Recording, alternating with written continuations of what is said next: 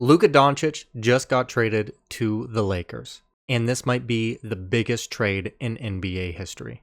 Also, might be the dumbest trade in NBA history, with fans all around the league having different viewpoints when it comes to that. Last night, Shams tweeted a tweet that shocked the world, and that is of a trade to where Luka Dončić gets traded from Dallas to the Lakers, and the Lakers will receive Dončić, Maxi Kleber, Markieff Morris, to where Dallas receives Anthony Davis, Max Christie, a Lakers 29 first-round pick, and then shout out Utah Jazz. You get some points here.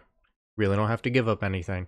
You get Jalen Hood, a Clippers 25 second-round pick, and a Mavericks 25 second-round pick. But that's beside the point. No one's really talking about the Utah Jazz here.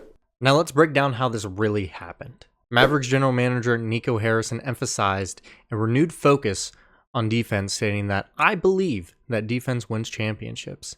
And he further elaborated, saying that acquiring an all-defensive center and an all-NBA player with a defensive mindset gives us a better chance.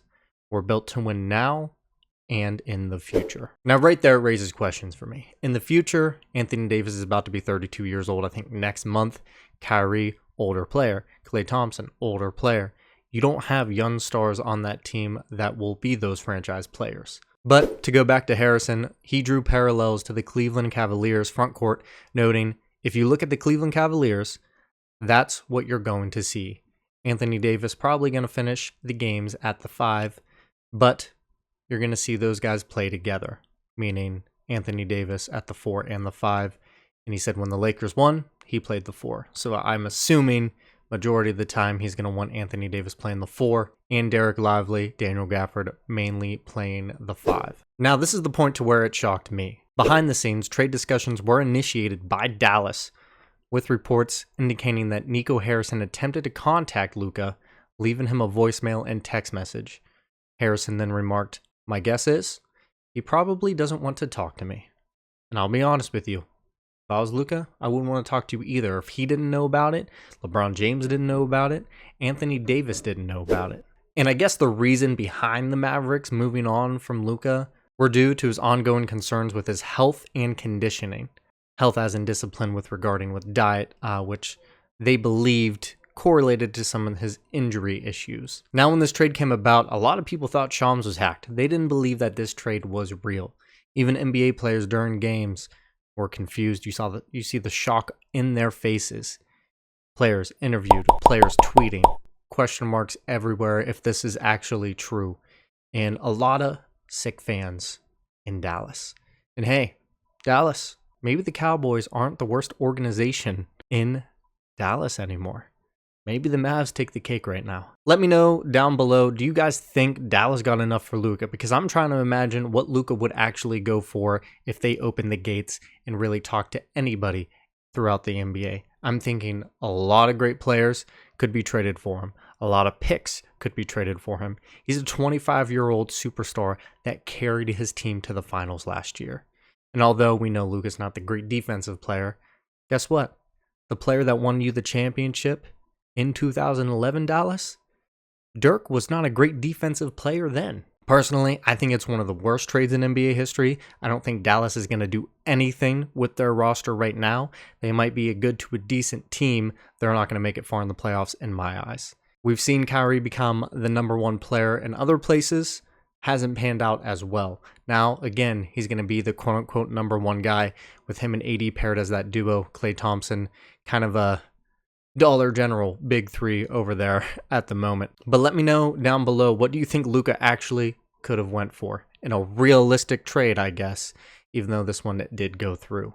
Now, the fit for Anthony Davis with the Dallas Mavericks kind of makes sense if they're looking for a more defensive-oriented team and front court, especially with Lively, Gafford, and AD, 3 good bigs that can play defense and are versatile bigs. I personally don't think that really pushes them over the edge. I don't even think they will make it to the finals once again like they did last year.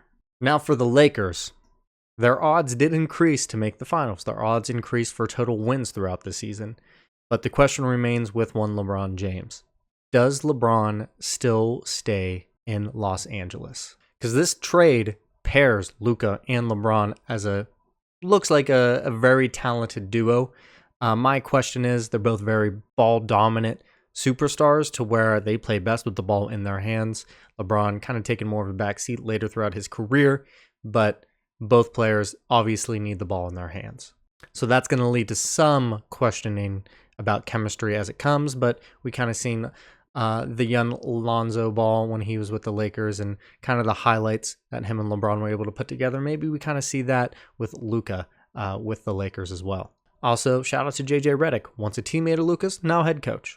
But back to LeBron regarding his future in LA. There's reports, despite his ongoing rumors linking him to teams like the Warriors and a potential reunion with the Cleveland Cavaliers, sources do indicate that he intends to remain with the Lakers beyond the upcoming trade deadline. Now, that doesn't mean after this season he can move on. But a lot of people and a lot of rumors still believe that the Warriors still have an angle to get LeBron James. Now, if they do that, do I think the Warriors are a championship contender? No, I do not think that either. I think personally, if you're a Lakers fan, if you're the Lakers organization, you keep LeBron, you build around this team now, you have a potential to win now.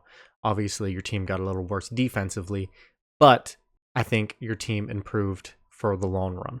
Now, the question with Luka is he's been iffy throughout this season with injuries and not playing. There's been rumors that he's pushing around 260 up to 290 weight-wise. Now, there has been rumors about Luka Dončić and his weight, pushing around 260 weight-wise.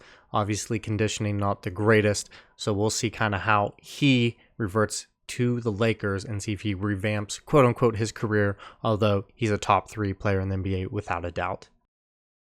Now, if you want my opinions on this trade in general, first off, I think the Dallas Mavericks made a huge mistake in trading Luka Dončić. Why? Trading for Anthony Davis makes no sense in winning now or in the future, in my eyes. Of course, makes you a better defensive team. I don't think you have, I guess you could say you have the offensive star power, but I don't think you have consistent offensive star power within that roster. I think they got rid of a key factor in their organization, a key player for their franchise moving forward, just for what? This absolutely makes no sense, and I think we're going to get more news going forward of what really happened and why they let Luka go, because this trade, in my eyes, makes absolutely no sense for the Mavericks. No sense at all. And if I'm the Mavs, I am searching and asking 28 other teams for their best offer for Luka if you really just wanted to get rid of him. You could have got more, and you could have built for your future if Luka didn't want to stay and you really needed to get rid of him. Now, if I'm a Lakers fan and I'm looking at it from the Lakers' point of view, and I'm Rob Pelinka that got this trade done, I am absolutely thrilled. Even if LeBron decides to get traded, doesn't want to go, and you kind of get rid of him for nothing, you have a future in LA with Luka Dončić.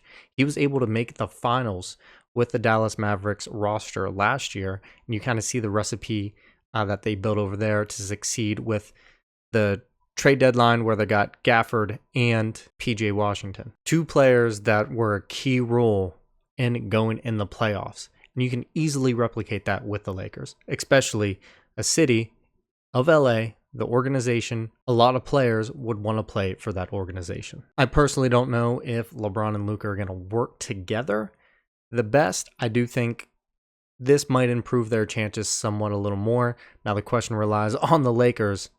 It's going to be defensive liability. LeBron, obviously, not known for his defense now in his career. Luka, really never known at all for his defense. But you guys let me know down below if you think the Lakers made the right move here and if you think they have a chance to actually win the championship or make a potential run towards the championship this season. But I just wanted to hop on, guys, and make a quick video about this blockbuster trade that happened. And I really wanted to get your guys' thoughts on the topic. We also ran a poll on the screen right now that was on our Instagram when the trade happened last night. And a lot of you guys do think the Lakers are going to improve with this Luka Dončić trade, but only time will tell. Don't forget to like, comment, and subscribe. I really want to know what you guys think down below. Let me know if you think Luka could have got traded somewhere else, what kind of trade could have went for Luka, if you think this helps the Lakers, if you think this even helps the Mavericks in their win now and in the future situation, as their GM said, or just let me know your thoughts in general. Maybe the Utah Jazz won this trade. You never know. Their second round picks might become back-to-back Hall of Famers. Who knows? Thank you guys for tuning in. I appreciate everyone. And until next time, peace out.